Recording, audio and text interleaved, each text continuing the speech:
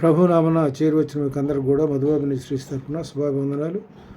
యోహాను సువార్త 4:24 ప్రకారం దేవుడు ఆత్మ కనుక ఆయన ఆరాధించేవాళ్ళం ఆత్మతోనూ సత్యంతోనూ ఆరాధించుకుందాం. ఇవాళ మనం తీసుకున్నటువంటి పాఠ్యాంశం ఏంటంటే హెబ్రీయులకు రాసిన పత్రిక 12:5-6 మరియు నా కుమారుడా, ప్రభు చేయి శిక్షను దృఢంకించకము, ఆయన నిన్ను గద్దించినప్పుడు విసుకకము. ప్రభు తాను ప్రేమించు వారిని శిక్షించి తాను స్వీకరించు ప్రతి కుమారుని దండించను అని కుమారులతో సంభాషించినట్లు మీతో సంభాషించు ఆయన హెచ్చరికలను మర్చితిరి. ఆయన హెచ్చరికలు మనం గైకొనాలి. శిక్షాఫలం పొందుటకై మీరు సహించున్నారు. దేవుడు కుమారులనుగా మిమ్మను చూచున్నాడు. తండ్రి శిక్షింపని కుమారుడు ఎవరు? అయిన వారందరూ శిక్షలో పాల్పొందుదురు. మీరు పొందని ఎళ్ళ కుమారులైన ప్రతి ఒక్కరు శిక్షలో పాల్పొందరు. మీరు పొందని దుర్బీజులే కానీ కుమారులు కారు. ఇక్కడ మరియు శరీర సంబంధులైన తల్లిదండ్రులు మనకు శిక్షకులై ఉండిరి, వారి యందు భయభక్తులు కలిగి ఉంటుంది. అంటే శరీర సంబంధంగా మన తండ్రులు ఉన్నారు. వాళ్ళు మనం చేసిన పొరపాట్లను బట్టి తప్పులను బట్టి మనం సరిదిద్దడం కోసం మనల్ని శిక్షిస్తారు. అట్లయితే ఆత్మలకు తండ్రి అయిన వానికి మరి ఎక్కువగా లోబడి బ్రతుకోవాలి కదా. మరి తండ్రి మామూలు ఫిజికల్గా మన తండ్రి మనల్ని గద్దించినప్పుడు మనం లోబడినట్లే ఆత్మ సంబంధమైనటువంటి తండ్రి మనల్ని గద్దించినప్పుడు ఎక్కువగా లోబడి ఉండాలి. ఎక్కువ లోబడి ఉండాల్సింది. తర్వాత దీనిలో ఇంకోటి ఏంటంటే, నా కుమారుడు ప్రభు చేయి శిక్షను తృణీకరించకము అనే అంశం మీద మనం మాట్లాడుకుంటే, ఈ హెబ్రీయులకు రాసిన పత్రిక 12:7 ఇప్పుడు మనం చెబుతున్నాడు. ఇప్పుడు చదువుకున్నాం కదా. 7 శిక్షాఫలం పొందుటకై మీరు సహించున్నారు. దేవుడు కుమారులుగా మిమ్మల్ని చూస్తున్నాడు. తండ్రి శిక్షింపని కుమారుడు ఎవరు లేరు కదా. తండ్రి శిక్షించిన కుమారుడు ఎవరు లేరు. చిన్న వయసులో ఉన్నప్పుడు దీనిలో రాజావత్ పంచవర్షాన్ని 10 వర్షాన్ని దాసవత్ ఆదవ్ షోర్షవర్షరే పుత్రమిత్ర వదాచార్యత్ అని దీనిలో రాజావత్ పంచవర్షాన్ని 0 నుండి 5 సంవత్సరాల వరకు బిడ్డలను ఏం చేస్తామంటే వాడు రాజభోగం అనుభవిస్తాడు. ఎందుకంటే ఆ వయసులో పిల్లలకు తెలియదు కాబట్టి పిల్లలను మనం గద్దిస్తాం. అంతవరకే గద్దిస్తాం. వాడు ఏడుస్తూ దగ్గర తీర్చుకొని వాడు ఓదారుస్తాం. 10 వర్షాన్ని దాసవత్ 5 సంవత్సరాలు 15 సంవత్సరాల మధ్యకాలంలో తప్పనిసరిగా పిల్లలు 10 వర్షాన్ని దాసవత్. ఆ వయసులో ఎట్లా ఉండంటే నేర్చుకునే వయసు, అవగాహన వచ్చే వయసు కనుక వాడు ఏం చేస్తామంటే కొంచెం మనం ఇంట్లో ఒక బానిసని ట్రీట్ చేసినట్టుగా ట్రీట్ చేస్తూ వాడు అన్ని పనులు నేర్పించాల్సిన పరిస్థితి ఉంది. వాడిని ప్రేమించి దగ్గర తీస్తే వాడు వినే పరిస్థితి ఉంటుంది. అందువల్ల ఒకసారి మందలించాలి, గద్దించాలి, కొట్టాలి కూడా. బెత్త ఉపయోగించకపోతే బిడ్డ చెడిపోతాడని దీనిలో బైబిల్ మనకు వాక్యం ఉంది కదా. కాబట్టి వాడిని గద్దించి వాడికి నేర్పిస్తే భవిష్యత్తులో వాడు అవి టీనేజ్లో నేర్చుకునే వాడి భవిష్యత్ జీవితంలో అవి వాడి నుంచి వాడు వదిలిపెట్టాడు. వాటిని అది మొదటి జీవితకాలం అంతా వాటిని ఆ పద్ధతుల్లో నడుచుకుంటాడు. తర్వాత దీనిలో శిక్షాఫలం హెబ్రీయులకు రాసిన 12:7 హెబ్రీయులకు రాసిన పత్రిక 12:7 ఏం చెప్తారంటే, శిక్షాఫలం పొందుటకై మీరు సహించుతున్నారు. శిక్షాఫలం పొందటం వల్ల ఏంటంటే అది సహించాలి. మనం శిక్షింపబడినప్పుడు మనం లోబడాలి. సహించున్నారు. దేవుడు కుమారులుగా మిమ్మల్ని చూస్తున్నాడు. తండ్రి శిక్షింపని కుమారుడు ఎవరు? నా కుమార్తెలు అంటున్నాడు కదా ప్రభు మనల్ని. కాబట్టి తండ్రి శిక్షింపని కుమారుడు ఎవడు? కుమారులైన వారందరూ శిక్షలో పాలు పొందుతున్నారు. మీరు పొందని ఎడల కుమారులైన ప్రతి ఒక్కరూ శిక్షలో పాలు పొందారు. కానీ మీరు పాలు పొందిన దుర్బీజులే కానీ కుమారులు కాదు. దుర్బీజులు ఏంటంటే పనికిరాని వారు, దేనికి పనికిరారు, ఎవరి తల్లిదండ్రుల మాట వినకుండా యథేచ్ఛగా తిరుగుతూ ఉండేవాళ్ళని దుర్బీజులు అవుతారు. తర్వాత ఇక్కడ శరీర సంబంధమైన తండ్రులు మనకు శిక్షకులో ఉండ్రి, వారి యందు భయభక్తులు కలిగి ఉంటుంది. శరీర సంబంధమైన శిక్షల విషయంలో మన భయభక్తులు కలిగి ఉన్నట్లే అయితే ఆత్మలకు తండ్రి అయిన వానికి మరి ఎక్కువగా లోబడి బ్రతకవాలని కదా. ఆత్మకు లోబడి వానికి ఆత్మలకు తండ్రి అయిన వానికి మనం ఎక్కువగా లోబడి బ్రతకాలి. తర్వాత దీనిలో ఇంకోటి ఏంటంటే సామెతలు 22:15 సామెతలు 22:15 సామెతలు 22:15 చూస్తే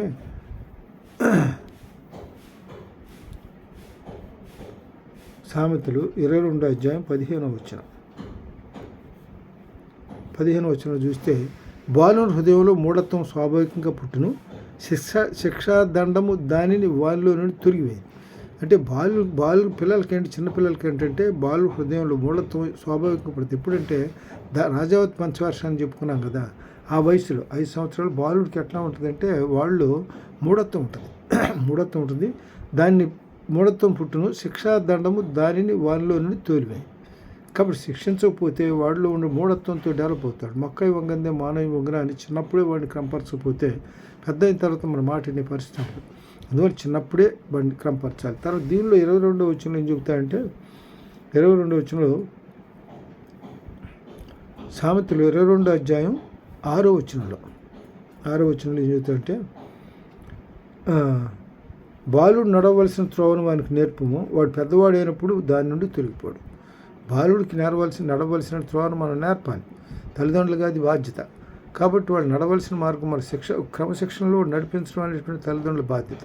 అందువలన బాలుడు నడవలసిన త్రోవను మనం నేర్పించినట్లయితే వృద్ధాప్య పెద్దవాడైనప్పుడు దాని నుండి తొలగిపోతుంది. ఎప్పుడైతే మనం క్రమమైన పద్ధతిలో నడిపిస్తామో ఆ తర్వాత రోజుల్లో కూడా అదే పద్ధతిలో నడుస్తాడు, కానీ దానికి భిన్నంగా నడవడు. అయితే ఇక్కడ ఇంకో మాట ఏం చెబుతాయంటే 29 సామెతలు 29:17 సామెతలు 29:17 ఏం చెబుతాయంటే 29:17 నీ కుమారుని శిక్షించిన ఎడల అతడు నిన్ను సంతోషపరచును, నీ మనసుకు ఆనందము కలిగించాను. సో కుమారుని శిక్షించకపోతే వాడు ఏమవుతాడంటే అతడు నిన్ను సంతోషపరచును, నీ మనసుకు ఆనందం కలిగించాను. ఇక్కడ దేవోక్తి లేని ఏళ్ళ జనులు కట్టులేక తిరుగుదురు, ధర్మశాస్త్రం నడిచేవాడు ధనుడు. కాబట్టి దేవోక్తి ఉండాలి, దేవుని యొక్క భయభక్తులు ఉండాలి. పిల్లల్లో కూడా దేవుని యొక్క భయభక్తుల్లో పెంచితే తప్పనిసరిగా వాళ్ళు ఏమిటంటే ఒక క్రమమైన మార్గంలోనే నడుచుకుంటారు. దేవోక్తి లేని ఏళ్ళ జనులు కట్టులేక తిరుగుదురు, ధర్మశాస్త్రం నడిచేవాడు ధన్యుడు.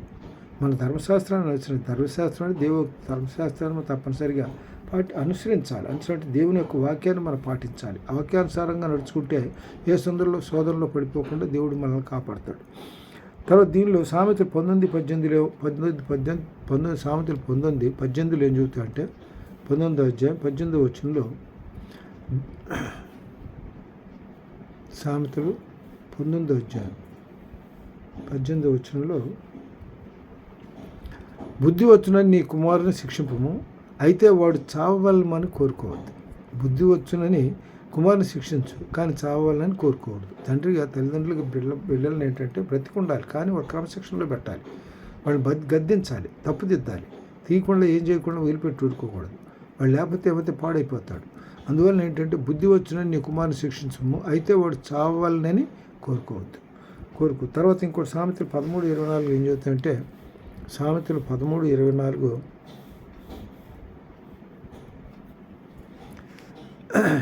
బెత్తము వాడని వాడు తన కుమారునికి విరోధి. బెత్తం వాడకపోతే కుమారునికి విరోధి అవుతాడు. ఎందుకంటే వాడు స్టేజ్కి వచ్చిన తర్వాత వాడు చేసిందే కరెక్ట్ అనుకుంటాడు. మొట్టమొదటిలోనే వాడు గద్దించి ఒక క్రమశిక్షణలో పెడితే వాడు ఏమవుతాడు, పెద్దవాడు అయిన తర్వాత ఆ మార్గంలోనే నడుస్తాడు, కానీ వేరుగా వాడు. ఇప్పుడు చిన్నప్పుడు వదిలిపెట్టి ఊరుకున్నాం అనుకో, పెద్దవాడు అయిన తర్వాత మా చిన్నతనం నన్ను మా నాన్న గద్దించకపోబట్టి నేను ఇట్లా తయారైనటువంటి అభిప్రాయంతో వాడు ఏం తండ్రికి విరోధి అయిపోతాడు. అది బెత్తం వాడిన వాడు తన కుమారునికి విరోధి. కుమారుని ప్రేమించేవాడు వాడిని శిక్షించాలి. కుమారుని ప్రేమించేవాడు తప్పనిసరిగా వాడిని శిక్షిస్తాడు.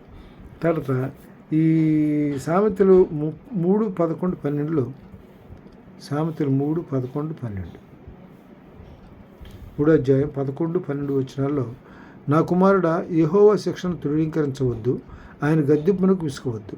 తండ్రి తనకు ఇష్టడైన కుమారుని గద్దించే రీతిగా యెహోవా తాను ప్రేమించిన వారిని గద్దించు.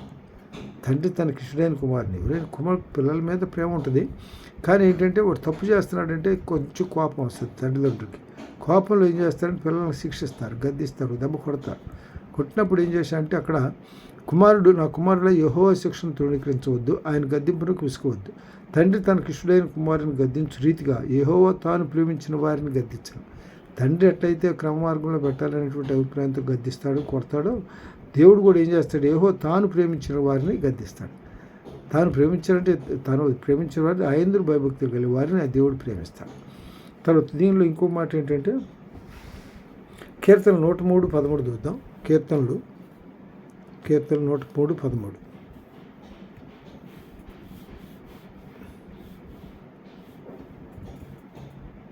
కీర్తనలు 103:13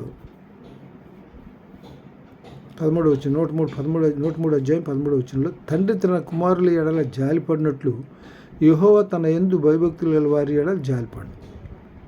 తండ్రి తన కుమారులు ఏళ్ళ జాలి కొడతాం, పిల్లల్ని కొడతాం, దెబ్బ కొడతాం, వాడు ఏడుస్తుంటే మళ్ళీ జాలేస్తాం. అట్లాగే దేవుడు కూడా దెబ్బ కొడతాడు కానీ ఆయన ఏం చేస్తాడంటే మళ్ళీ ఆయన జాలిపడతాడు. తండ్రి జాలిపడినట్లే ప్రభు అయిన యేసుక్రీస్తు ఎవరు నశించిపోవటం ఆయనకి ఇష్టం లేదు కదా. అందువల్ల ఇప్పుడు పిల్లలు ఆయన బిడ్డలను ఎప్పుడు కూడా క్రమశిక్షణలోనే ఎదగటానికి ఆయన సంతోషిస్తాడు. యథార్థవంతులు ప్రార్థన అంటే ఆయన అంగీకరిస్తాడంట, ఆయనకి ఆనందం అంట. అందుకే తన ఏళ్ళ యథార్థంగా ప్రవర్తించేవాడి అట్లా బలపరచడానికంటే తన కనుదృష్టి లోకమంతా సంచారం చేస్తుంటుందండి. 2వ దినవృత్తాంతాలు 16:9 చెబుతాడు మనకి. తర్వాత మనం జాలిపడడం. తర్వాత ఇంకో విషయం ఏంటంటే హెబ్రీయులు రాసిన 12వ అధ్యాయం 8వ వచనంలో, హెబ్రీయులు రాసిన పత్రిక 12వ అధ్యాయం 8వ వచనంలో,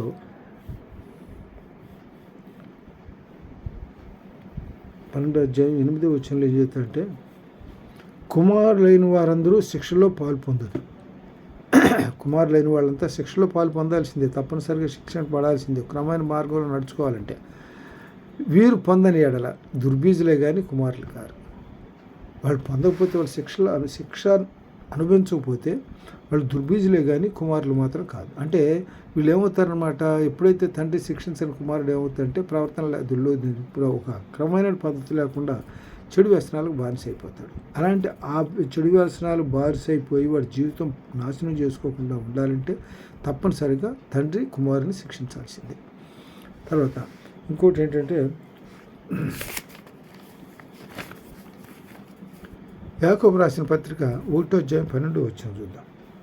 యాకోబు రాసిన పత్రిక 1వ అధ్యాయం 12వ వచనంలో చూస్తే, శోధన సహించువాడు ధనుడు, అతడు శోధనలో నిలిచిన వాడై ప్రభుత్వాన్ని ప్రేమించు వారికి వాగ్దానం చేసిన జీవికిరటాన్ని పొందుతాడు. శోధనలో పట్టమంటే శిక్షించబట్టమంటే ఒక్కోసారి తప్పు చేసినప్పుడు వాడు శోధనలో పడినప్పుడు దేవుడు శిక్షిస్తాడు. వాడు శోధనలో పడిపోకుండా ఏం చేయాలి, వాడు శిక్షించాలి. అంటే దీనిలో ఒక వేరే దుర్మార్గపు క్రియల్లో దుర్మార్గపు ఆలోచనలోకి నెట్టబడకుండా వాడిని కాపాడాలంటే వాడు కాపాడబడాలి. శోధన సహించువాడు ధనుడు. అలాంటప్పుడు శిక్షించబడతాడు. శిక్షించబడినప్పుడు ఆ శోధన వచ్చినప్పుడు సహించువాడు ధనుడు, అతడు శోధనకు నిలిచిన వాడై ప్రభుత్వాన్ని ప్రేమించే వారికి వాగ్దానం చేసిన జీవికిరటాన్ని పొందుతాడు. దేవుడు కీడు విషయమై శోధింపబడినాడు కానీ కీడు విషయమై శోధింపబడినాడు. ఆయన ఎవరిని శోధింపుడు కనుక ఎవడైనా శోధింపబడినప్పుడు నేను దేవుని చేత శోధింపబడుతున్నానే అనకూడదు. అంటే ఇక్కడ ఏమవుతారు, తర్వాత ప్రతివాడు తన స్వకీయమైన దురాశ చేత ఈడుబడి మరుకుల్పబడి వాడై శోధింపడు. దురాశ గర్భం ధరించి పాపమును కనుక పాప పరిపక్వమై మరణమును కనుము. కాబట్టి ఇక్కడ ఏమవుతుందంటే, వాడి స్థితి ఎక్కడ పోద్ది, మరణం దాకా వెళ్ళిపోద్ది. మొట్టమొదటిలోనే గద్దించి ఒక క్రమశిక్షణలో పెడితే వాడు జీవితకాలం దేవుని పట్ల యథార్థ కలిగి విశ్వాసంగా జీవించగలుగుతాడు. అంతేగాని ఇక్కడ మనం ఏం చేస్తాం, దేవుడు కీడు విషయమై శోధింపబడినాడు అంటే మనం కీడు కలగాలని దేవుడు మనల్ని శోధించడు. కీడు ఆయనకు అది ఇష్టం లేదు. అందువల్ల ఏంటంటే ప్రతివాడు తన స్వకీయ దురాశల చొప్పున ఈడుబడి మరలు కొలబడి శోధింపడుతున్నాడు. వాడే స్వయంకృత అపరాధం. అది శోధనలో పడిపోతున్నాడు అంటే వాడు స్వయంకృత అపరాధం. వాడు చేసుకునే పనులు వాడు స్వయంకృతంగా చేసుకునేటువంటి పనులే తప్ప దేవుని వలన వచ్చేటువంటి శోధన కాదు. అది దురాశ గర్భం. ఆశ ఉండొచ్చు కానీ దురాశ పనికిరాదు. ఏ విషయంలోనైనా ప్రతి ఒక్క వ్యక్తికి కూడా ఆశ లేకుండా ఏ మనిషి జీవించలేడు. ఆశ అంటే వాళ్ళు ఏదో మనం తిందాం అనేటువంటిది కూడా పెద్ద గొప్ప ఆశ కాదు. అది అంటే నిత్యం మనం తీసుకునేటువంటి ఆహార పదార్థాలు కొంచెం మార్పు చేసి తీసుకోవాలనేటువంటి అభిప్రాయంలో తప్పు లేదు. కానీ ఇవాళ అచ్చగా దాని మీద మనం ఏదో ఇది లేకపోతే మనం బ్రతకలేమనేటువంటి అభిప్రాయం కలిగి ఉంటాం కరెక్ట్ కాదు. అందువల్ల మనకున్న దానిలోనే కలిగిన దానిలోనే మనం తృప్తి పడాలి. తర్వాత దురాశ గర్భం ధరించి పాపం కనుక పాపం పరిపక్వమై మరణమును కను. పాపం ఏముంది ఈ స్థితికి తీసుకెళ్తుందంటే మరణేచ్ఛలకు తీసుకెళ్తుంది.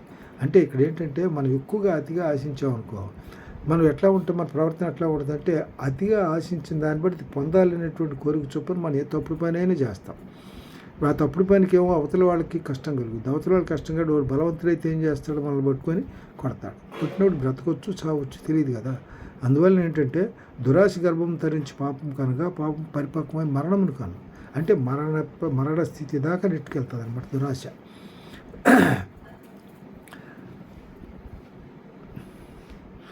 మన ప్రియ సహోదరులారా, మోసపోకుడి. ఏ విషయంలో కూడా మనకేదో ఇక్కడ ఈ లోకంలో తెచ్చుకోవాలి చేస్తారు అనేటువంటి విషయంలో మనం మోసపోవద్దు. ఎందుకంటే శ్రేష్టమైన ప్రతి సంపూర్ణ ప్రతి వరమును పరసంబంధమైనదై జ్యోతిర్మయుడు తండ్రి వద్ద నుండే వచ్చును. ఆయన యందు ఏ చంచలత్వమైన గమనాగమనల వలన ఏ ఛాయను లేదు. ఆయన మనకు దేవుడు మనకి ఇస్తే మన అడుగులు ఇచ్చేదను తట్టు తీయబడి మనం అడిగినప్పుడు దేవుడు మనకి విడుదలిస్తే సంపూర్ణంగా ఇస్తాడు. ప్రతి విషయం సంపూర్ణమైన ప్రతి వరమును పరసంబంధమైనది జ్యోతిర్మయుడు తండ్రి వద్ద నుండే వస్తుంది. సంపూర్ణ ప్రతి వారం ఏది కావాలంటే దేవుడు దీనిలో మనకి కుమారు చెబుతాడు. మత్తయి సువార్త 6:33 ఏం చెబుతాడంటే, ముందు ఏం చేస్తే 6:33 ఆయన రాజ్యమును నీతిని ముందు వెతకమంటాడు. మత్తయి సువార్త 6:33 6:33 కాబట్టి మీరు ఆయన రాజ్యమును నీతిని మొదట పెట్టుకుడి, అప్పుడు అవన్నీ మీకు అనుగ్రహింపండి. అంటే మనకేం కావాలని అడుగుతున్నాం. 31వ వచనం చూద్దాం. కాబట్టి ఏమి తిందుమో, ఏమి త్రాగుదామో, ఏమి ధరించుకుందామో అని చింతింపకూడి. ఇవన్నీ మీకు కావాలని పరలోకమందు తండ్రికి మీకు తెలియదు. కాబట్టి మీది ఏ అవసరమో మీ అక్కర్లు తీర్చడానికి దేవుడు ఎప్పుడు సిద్ధంగానే ఉంటాడు. ఇవన్నీ కావాలని దేవుడికి తెలుసు. అందువల్ల ముందు ఏం చేయాలంటే, మనకి అన్ని అక్కర్లన్నీ తీరాలి అని అంటే మనం ఏం చేయాలి? ఆయన రాజ్యాన్ని నీతిని ముందు మనం వెతకాలి. అందుకని ఇక్కడ ఏం చేయాలి? కాబట్టి మీరు ఆయన రాజ్యం నీతిని మొదట వెతుకుడి, అప్పుడు అవన్నీ మీకు అనుగ్రహించబడి. దీనిలో ఇంకో మాట కూడా ఏం చెబుతాయంటే,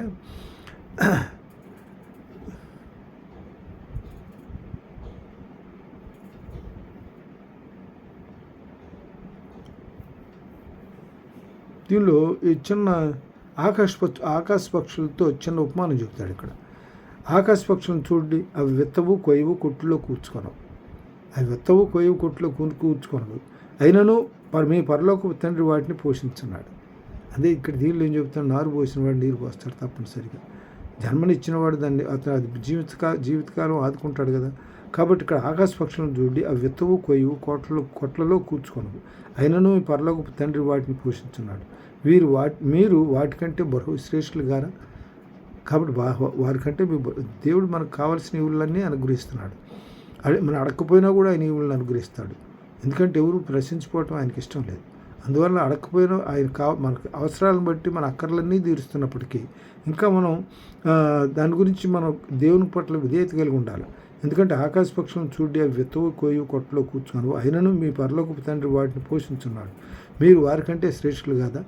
కాబట్టి ఇక్కడ ఏంటంటే, మనం ఏదైనా కావాలన్నప్పుడు ఆయన రాజ్యాన్ని నీతిని ముందు వెతికితే మనకు కావాల్సిన అవసరాలని దేవుడు మనకి తీరుస్తాడు, సహాయపడతాడు, ఆ విషయాలు సహాయపడతాడు. తర్వాత దీనిలో ఇంకోటి ఏంటంటే,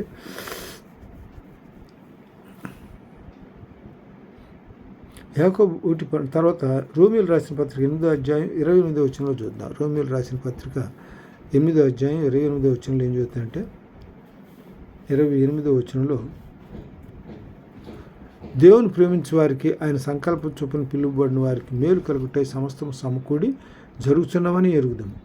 ఎందుకనగా తన కుమారుడు అనేక సహోదరుల్లో జ్యేష్ఠుడగినట్లు దేవుడు ఎవరిని ముందుగా ఎరిగినో వారు తన కుమారునితో సారూప్యం గలవారొకటి వారిని ముందుగా నిర్ణయించాను.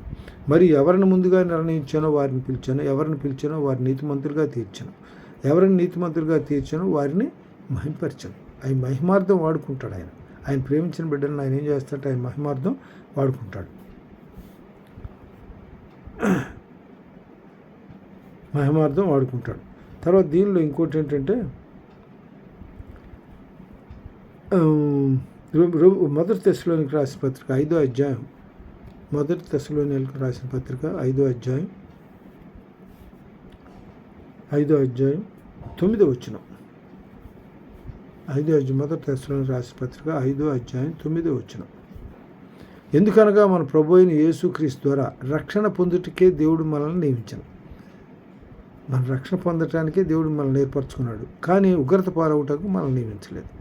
ఆయన బిడ్డలను ఎప్పుడు కూడా ఆయన రక్షణ మారు మనసు పొంది రక్షణ పొందటానికే దేవుడు దాన్ని ఇష్టపడుతున్నాడు, కానీ మనం ఉగ్రత పాలవటం దేనికి ఇష్టం లేదు. దగ్గరపది. తర్వాత దీనిలో ఇంకోటి ఏంటంటే, ఈ దేవుని శిక్షకు ఆయనలో రెండు ఉద్దేశాలు ఉన్నాయి.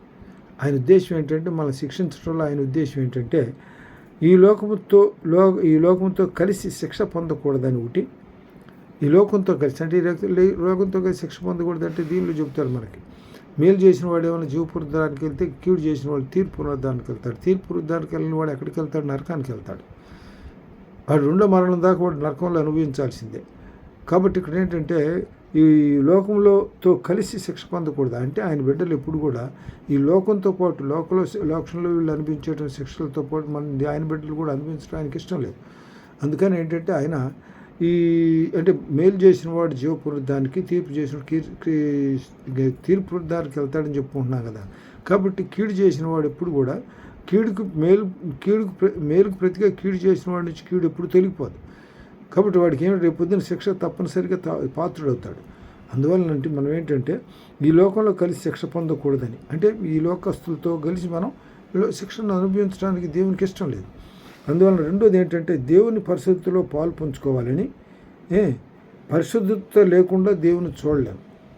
దేవుని నీవు పరిశుద్ధతలో పాలు పంచుకోవాలని, పవిత్రమైన జీవితం జీవించాలని, పరిశుద్ధత జీవించాలని ఆయన కోరిక. అట్లా దేవుని పరిశుద్ధతలో పాలు పంచుకోవాలి. ఒకటి, పవిత్రమైన జీవితం జీవించాలి. అంటే పరిశుద్ధంగా కలిగి ఉంటే మనసు హృదయం పరిశుద్ధంగా ఉంటే పవిత్రమైన జీవితాన్ని జీవించడానికే ఇష్టపడతాం. పరిశుద్ధత లేకుండా దేవుని చూడలేం. దీనిలో ఈ వాక్యం చెబుతాడు. హెబ్రీయులకు రాసిన పత్రిక 12వ అధ్యాయం 14వ వచనం చెబుతాడు అన్నమాట. హెబ్రీయులకు రాసిన పత్రిక 12వ అధ్యాయం 14వ వచనంలో 12వ అధ్యాయం 14వ వచనంలో చెబుతాడు అన్నమాట. అందరితో సమాధానమును పరిశుద్ధతో కలిగి ఉన్నట్టుగా ప్రయత్నించండి. అందరితో. దీనిలో రోమీయులకు రాసిన పత్రిక 12వ అధ్యాయం మాట చెబుతాడు. సఖ్యమైతే సమస్తమైన వారందరితో సమాధానంగా ఉండమంటాడు. ఉగ్రత పగ తీర్చుకోవడం నా పని, ఉగ్రతకు అవకాశం ఇవ్వమని, నాకు అవకాశం ఇవ్వమని చెప్పి అందాడు అందులో. కాబట్టి అందరితో సమాధానము పరిశుద్ధతో కలిగి ఉంటూ ప్రయత్నించాలి. అంటే సఖ్యమైతే అందరితో కూడా సమాధానం కలిగి ఉండాలి. పరిశుద్ధతయు కలిగి ఉండటం ప్రయత్నించడి. పరిశుద్ధత లేకుండా ఎవరు దేవుని ప్రభువుని చూడడు. మన పరిశుద్ధత లేకుండా ఎవరిని కూడా ప్రభువుని చూడలేం. తర్వాత దీనిలో కూడా చెప్తారు. దీనిలో ఏంటంటే మనకి మత్తయి సువార్త 5వ అధ్యాయంలో కూడా చెప్తాడు. మత్తయి సువార్త 5వ అధ్యాయంలో చూడండి. హృదయ సిద్ధి గల వారు ధన్యులు, వారు 8వ వచనాలు. హృదయ సిద్ధి గల వారు ధన్యులు, వారు దేవుని చూసేదారు. పరిశుద్ధత లేకుండా దేవుని చూడలేమని చెప్పి దీనిలో హెబ్రీయులకు రాసిన 12వ అధ్యాయం 14వ వచనం చెప్పాడు కదా. అదేవిధంగా దీనిలో కూడా చెప్తాడు. మత్తయి సువార్తలో కూడా ఈ హృదయ శుద్ధి గలవారు ధన్యులు, వారు దేవుని చూచేదారు. హృదయ శుద్ధి గలవారు దేవుని చూడగలుగుతారు. తర్వాత దీనిలో ఇంకోటి ఏంటంటే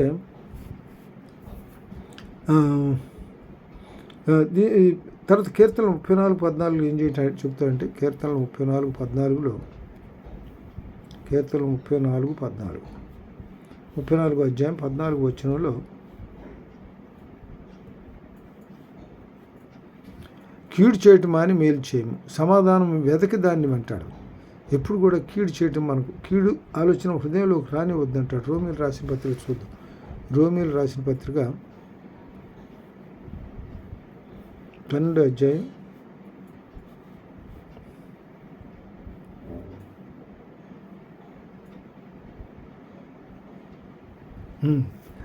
17వ వచనంలో కీడుకు ప్రతి కీడు ఎవరికైనా చేయవద్దు, మనుషులందరి దృష్టికి యోగ్యమైన వాటిని గూర్చి ఆలోచన కలిగి ఉండండి.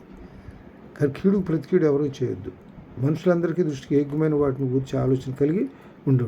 సఖ్యమైతే మీ చేతనైనంత మట్టుకు సమస్త మనుషులతో సమాధానంగా ఉండు. ప్రియులారా, మీకు మీరే పగ తీర్చుకొనక దేవుని ఉగ్రతకు చోటు ఇడి, పగ తీర్చడం నా పని, నేనే ప్రతిఫలం ఎత్తును అని ప్రభు చెప్పుతున్నాడని రాయబడినది. కాబట్టి నీ శత్రువుల ఆకలి గురింటే అతనికి భోజనం పెట్టము, దప్పి గురింటే దాహనం ఇమ్ము. అలాగే చేయటం వలన అతని తల మీద నిప్పులు కుప్పలుగా పోస్తాం. అంటే ఇక్కడ ఏంటంటే వాడిని ప్రేమించమన్నాడు. సహోదరుని మనం ప్రేమించాలి. సహోదరుని మనం ప్రేమించితే ఎవరు ఏం చేస్తారంటే ప్రేమకు బద్దులైపోతారు. అందువల్ల ఇక్కడ ఏం చేస్తారంటే మనం పగ తీర్చుకోవడం మన పని కాదు, దేవుని ఉగ్రతకు అవకాశం ఇవ్వాలి. కాబట్టి మీ శత్రువులు ఆకలి గురింటే ఏం చేయాలంటే వాళ్ళని కక్షతో సాధించలేనిది క్షమాభిక్షతో సాధించమని చెప్తారు బైబిల్ వాక్యం. తర్వాత దీనిలో కాబట్టి శత్రువుల ఆకలి గురింటే అతను భోజనం పెట్టము, దప్పికి గురించి దాహమేమో. అలా చేయటం వల్ల అతని తల మీద నిప్పులు కుప్పలుగా పోయిదు. కీడు వలన జయింపడక మేలు చేత కీడుని జయించు. కీడు వలన జయించలేవు, మేలు చేత కీడుని జయించాలి. తర్వాత దీనిలో ఇంకోటి ఏంటంటే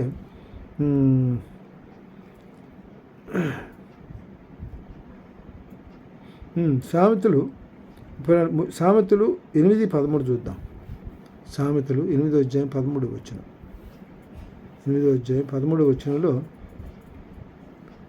13వ వచనంలో ఏం చెబుతాయంటే, యెహోవా యందు భయభక్తులు ఉంటే చెడుతనం అసహించుకుంటే గర్వము, అహంకారము, దుర్మార్గత, కుటిలమైన మాటలు నాకు అసహ్యం. అంటే యెహోవా యందు భయభక్తులు కలిగి ఉండటం వలన చెడుతనాన్ని అసహించుకుంటాం. మనం యెహోవా యందు భయభక్తులను చెడుతనాన్ని అసహించుకుంటాం.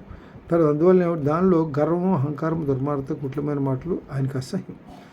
ఆలోచించేప్పుడు లక్షణాయి జ్ఞానం వచ్చాడు నా వశము, జ్ఞానాధారం నేనే, పరాక్రమం నాదే. నా వలన రాజులు ఏలుదురు, అధికారులు న్యాయమును పాలన చేయదు. నా వలన అధిపతులు, లోకములోని గనులైన న్యాయాధిపతులందరూ ప్రభుత్వం చేయదు. నన్ను ప్రేమించే వారిని నేను ప్రేమించున్నాను, నన్ను జాగ్రత్తగా వెతుకువారిని నన్ను కనుగొతారు. కాబట్టి దేవుని అడుగులు ఇచ్చారు, తట్టు తీయబడుతున్నారు, దాన్ని గొప్పతనాన్ని చాలా సెలవు ఇచ్చాడు కదా మనకి. ఆయన ఏ సందర్భంలోనైనా సరే మనకి మేలుకి అవతల మనకి కీడు వచ్చినప్పుడు మనం కీడు వైపు చూడకూడదు, సమస్య వైపు మనం చూడకూడదు. దేవుని వైపు చూస్తే ఆ సమస్యకి దేవుడే పరిష్కారం చూపిస్తాడు. తర్వాత దీనిలో సామెతలు ఏబు 28-28 కూడా చూద్దాం. ఏబు గ్రంథం 28వ అధ్యాయం 28వ వచనం కూడా. 28వ అధ్యాయం 28వ వచనం.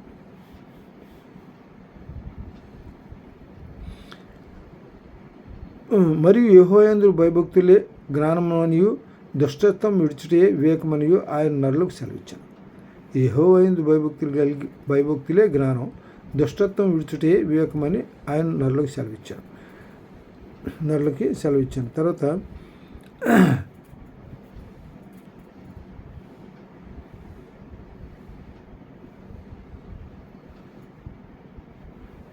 ఇంకోటి ఏంటంటే 3వ యోహాను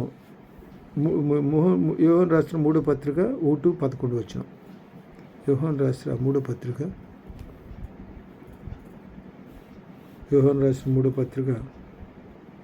1 అంటే ముందు 1 అధ్యాయం దానిలో 11వ వచనం.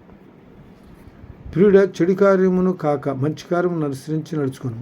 మేలు చేయవాడు దేవుని సంబంధి, కీడు చేయవాడు దేవుని చూచినవాడు కాడు. మేలు చేయవలసిన దేవుని సంబంధి. ఇప్పుడు కూడా దేవుడు మంచిగా కోరుకుంటాడు కానీ చెడు కోరుకోడు. అందుకని దీనిలో చెప్తాడుగా ఈ దీనిలో మత్తయి సువార్త యోహాను రాసిన పత్రం 3:16లో యోహాను సువార్త 3:16 ఏం చెబుతాడు? 3వ అధ్యాయం 16వ వచనంలో, దేవుడు లోకమును ఎంతో ప్రేమించను కాగా ఆయన తన అద్వితీయ కుమారునిగా పుట్టిన వాని యందు విశ్వాసం ఉంచి ప్రతివాడును నశింపక నిత్యజీవం పొందినట్లు ఆయన అనుగ్రహించను.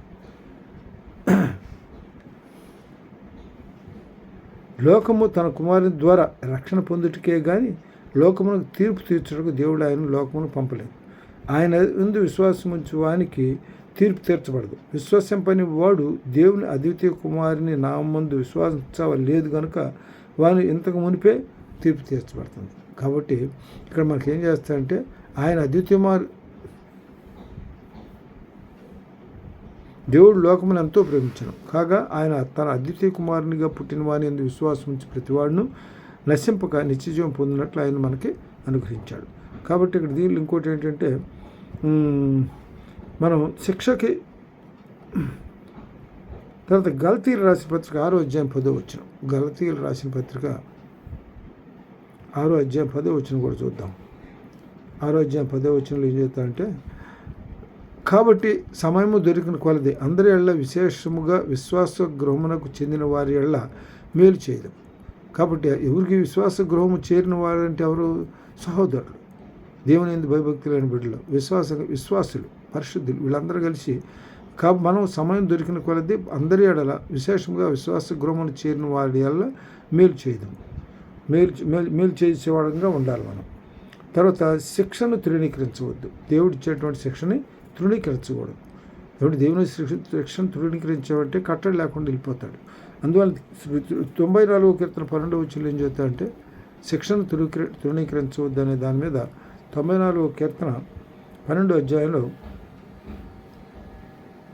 కీర్తన 94వ కీర్తన 12వ వచనం. యెహోవా నీవు శిక్షించువాడు, నీ ధర్మశాస్త్రం బట్టి నువ్వు బోధించువాడు ధన్యుడు.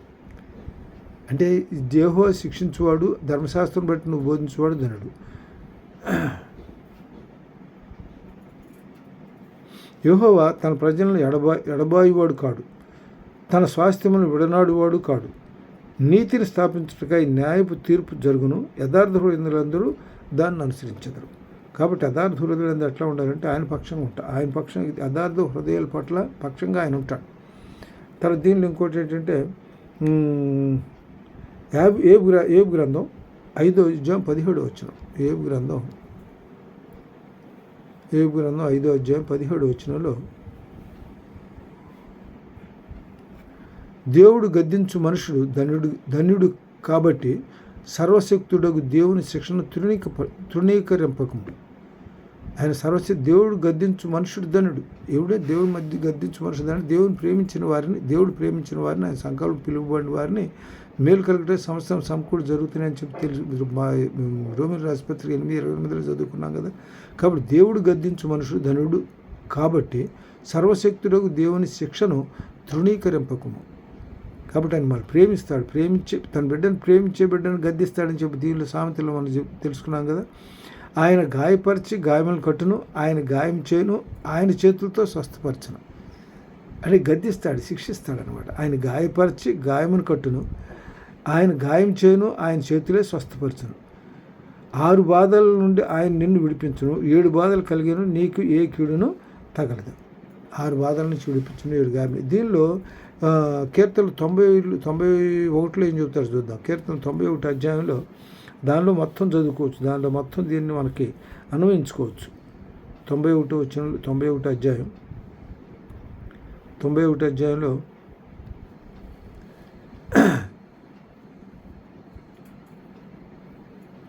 దీనిలో దేవుని ఆశ్రయించిన వారికి నీకు అపాయమేమీ రాదు, ఏ తెగులు నీ గుడారము సమీపించదు. నీ మార్గములన్నింటిలో నిన్ను కాపాడుటకు ఆయన నిన్ను గురించి తన దూతలను ఆజ్ఞాపించును. నీ పాదములకు రాయి తగలకుండా వారు నిన్ను తమ చేతుల మీద ఎత్తిపట్టుకుందరు. నీ తర్వాత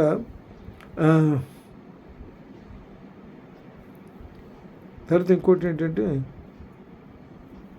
నీ ప్రక్కన 1000 మంది పడిన నీ కుడి ప్రక్కన 10,000 మంది కూలిన అపాయం నీ యొద్దకు రాదు.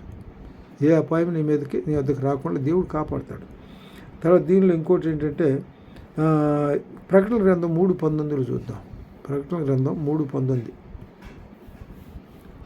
3వ అధ్యాయం 19 నేను ప్రేమించు వారిని అందరినీ గద్దించి శిక్షించున్నాను కనుక నీవు ఆసక్తి కలిగి మారు మనసు పొందువు. అంతే, ఇంత గద్దించి శిక్షించేది ఎందుకంటే మారు మనసు పొందటానికే. నువ్వు ఆసక్తి కలిగి మారు మనసు పొంది రక్షణానుభవాన్ని అనుభవించడం కోసమే, దేవుని రాజ్య వారసులం కావటం కోసమే. కాబట్టి ఆయన మనం గద్దించేది శిక్షించేది ఎందుకంటే మన మారు మనసు పొందటం కోసం. మారు మనసును పొంది నూతన బలాన్ని పొందాలి మనం. కాబట్టి తర్వాత ఇదిగో నేను తలుపు వద్ద నిల్చుండి తట్టుచున్నాను, ఎవడైనా నా స్వరం మీద తలుపు తీసిన ఎడల నేను అతని వద్దకు వచ్చి అతనితో నేనును నాతో కూడా అతను భోజనం చేయదు. నేను జయించి నా తండ్రితో కూడా ఆయన సింహాసనం నందు కూర్చుండి ఉన్న ప్రకారము జయించు వాణిని నాతో కూడా సింహాసనం నందు కూర్చుని ఇచ్చాను. అంత గొప్ప ధన్యతను మనకు అనుగ్రహిస్తున్నాడు. తర్వాత ఇంకోటి ఏంటంటే దేవుని చిత్తానికి లోబడి నడుచుకోవాలి. మనం దేవుని చిత్తానికి లోబడి నడుచుకోవాలి. శిక్ష ఆయన గద్దించు వారిని ఆయన శిక్షిస్తాడు కాబట్టి దేవుని చిత్తం మన పట్ల ఆయన చిత్తం ఏమైందో దాన్ని బట్టి నడుచుకోవాలి. ఎఫ్ఎస్సీలు రాసిన పత్రిక 6వ అధ్యాయం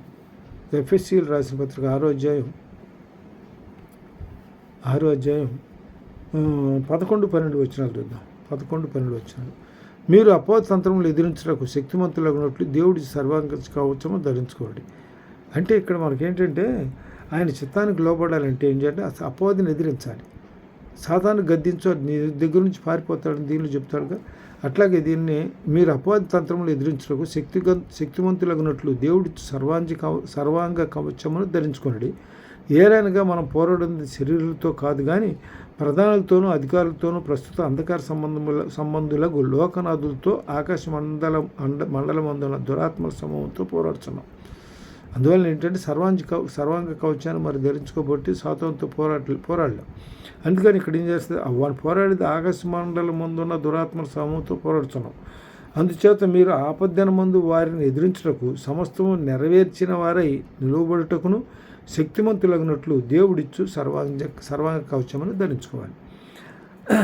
అంటే సర్వాంగ కవచం అంటే దీనిలో ఇచ్చాడు. ఎఫ్సీలు రాసిన పత్రికను ఆరోగ్యంలోని సర్వాంగ కవచం అంటే ఏంటో ఇచ్చాడు. ఏలనగా మీరు నడుమునకు సత్యమును దట్టి కట్టుకొని నీతి అని మహిమ తొడుక్కొని పాదములకు సమాధాన సువార్త వలన సిద్ధ మనసు జోడు తొడుక్కుని నిలువబడి ఇవన్నీ కాక విశ్వాసమైన డాలు పట్టుకొని దాంతో మీరు దృష్టిని అగ్నిబాణములన్నిటినీ ఆర్పుటకు శక్తివంతులవుదురు. మరియు రక్షణ శిరస్నానమును దేవుని వాక్యమును ఆత్మకడము ధరించుకోండి. ఆత్మ వలన ప్రతి సమయమందును ప్రతి విధమైన ప్రార్థన విజ్ఞాపన చేయొచ్చు. ఆ విషయమై సమస్త పరిస్థితుల నిమిత్తమును పూర్ణమైన పట్టుదలతో విజ్ఞాపన చేయొచ్చు. మెలకుగా ఉండడు. దాని సర్వాంగ కవచాన్ని ధరించుకొని దీ సాతానుతో మనం పోరాడగలాలి. అంటే ఈలోక సంబంధమైనటువంటి కూడా అంధకార సంబంధమైనటువంటి లోకనాలతో మనం పోరాడేది. తర్వాత దీని మూడోది ఏంటంటే విశ్వాసాన్ని కాపాడుకోవాలి. విశ్వాసాన్ని కాపాడుకోగలగాలి. 1 పేతురు 1 అధ్యాయం 1 పేతురు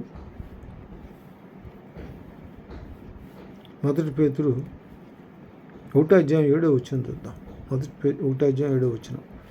నశించిపో సువర్ణము అగ్ని పరీక్ష వలన శుద్ధపడుచున్నది కదా, దానికంటే అమూల్యమైన మీ విశ్వాసం శోధనల చేత పరీక్షకు నిలిచినదై యేసుక్రీస్తు ప్రత్యక్షమైనప్పుడు మీ మెప్పును మహిమను ఘనతను కలుగుటకు కారణం. కాబట్టి నశించుతున్నటువంటి సువర్ణం ఏమవుతుందంటే ఆ సువర్ణం ఏంటంటే దానిలో ఉన్నటువంటి మక్కిల తీసివేయాలంటే ఏం చేస్తారంటే దాన్ని బాగా కరిగిస్తారు. కరిగించి దానిలో అదంతా ఆవిరైపోద్ది. సో బంగారం కరిగినప్పుడు ఏమవుతుందంటే సువర్ణం అయిపోద్ది. అంటే అగ్ని పరీక్ష వలన శుద్ధపరచబడుతున్నది కదా, నశించిపో సువర్ణం అగ్ని పరీక్షను శుద్ధపడు. దానికంటే అమూల్యమైన మీ విశ్వాసము శోధనల చేత పరీక్షకు నిలిచినదై యేసుక్రీస్తు ప్రత్యక్షమైనప్పుడు మీ మెప్పును మహిమయు ఘనతయు కలుగుటకు కారణమగు. మీరు ఆయన చూడకపోయినను ఆయనను ప్రేమించున్నారు. ఇప్పుడు ఆయనను కనులారా చూడకే విశ్వసించు మీ విశ్వాసమునకు ఫలమును అనగా ఆత్మరక్షణను పొందుచు చెప్పనశక్యమును మహిమాయుక్తమునైన సంతోషము గలవారై ఆనందించున్నారు. కాబట్టి మనం ఆయనలో ఏమవుతుందంటే విశ్వాసం కలిగి ఉండి ఆయన సంతోషిస్తూ ఉంటాం మనం. తర్వాత ఇంకోటి ఏంటంటే విశ్వాసం కాపాడుకోవాలి. తర్వాత ఇంకోటి ప్రతికూల పరిస్థితుల్లో కూడా దేవుణ్ణి వేడుకోవాలి. ప్రతికూల పరిస్థితులు అన్నీ కూడా అనుకూల పరిస్థితులు ఉండవు. కొన్ని ప్రతికూల పరిస్థితులు ఉంటాయి. ప్రతికూల పరిస్థితుల్లో మనం ఏం చేయాలి? దేవుని వైపు చూడాలి. మోషే ఏం చేసినట్టు తనకు వచ్చిన ప్రతి సంవత్సరం ఇజ్రాయెల్ జనాంగాన్ని 20 లక్షల జనాంగాన్ని ఈ బానిస బ్రతుకు నుంచి వాడిని కాపాడటం కోసం పాలితీన్ల దేశం తీసుకెళ్లే సమయంలో ఆయన ఎన్నో సమస్యలను ఎదుర్కొన్నాడు. సమస్యలు ఎదుర్కొన్నప్పుడు వీళ్ళంతా ఏమన్నా సమస్య వైపు చూసి మోషని పట్ల సరుక్కున్నారు. కానీ మోషే అయితే సమస్య వైపు చూడలేదు, దేవుని వైపు చూశాడు సమస్య పరిష్కారం కోసం. కాబట్టి అట్లా ఉండబట్టి నేను నడిపించగలిగాడు అంత జనాన్ని. ఎక్కడ దేవుని వైపు చూశాడు కాబట్టి సమస్తం క్రమంగా మర్యాద జరిగింది ఆయనకి. తర్వాత దీనిలో కీర్తనలు 34 అధ్యాయం 17 వచనం చూద్దాం. కీర్తనలు చివరిగా 34 అధ్యాయం 17 వచనం చూద్దాం. కీర్తనలు 34 అధ్యాయం 17 వచనంలో